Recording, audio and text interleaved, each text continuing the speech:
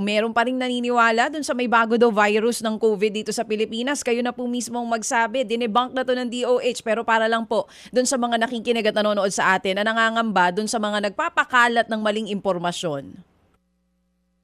Nako, sa ating mga kapatid, no, wag niyo nang pansinin yung mga page na yan na puro fake news ang nilalabas. Wala pong BA 3.2 or yung sikada na sinasabi nila American term para dito sa Pilipinas. Wala ho tayong nakukuha na tatala. At kung meron man tayong matala, ang sinabi na po ng World Health Organization ay hindi ito isang delikadong variant. It is under monitoring, which is good news. Binabantayan siya. Pero mild pa rin po yung sintomas niya.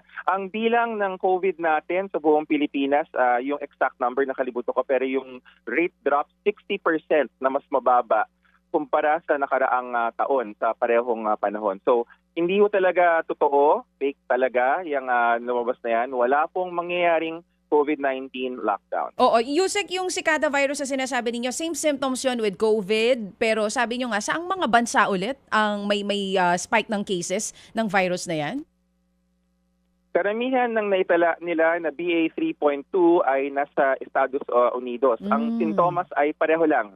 Yung kanilang, yung ano bang sintomas yan? Ubo, sipon, parang gano'n na lang Same sa lang din COVID-19 po. ngayon, Oo. hindi na tulad ng dati. Oo, pero hindi same lang. alarming, hindi dapat ikapangamba kasi ang sabi nyo nga po, 60% yung bilang ng pagbaba ng COVID dito sa bansa. So ibig sabihin, effective yung mga bakunang ginawa natin in the past years.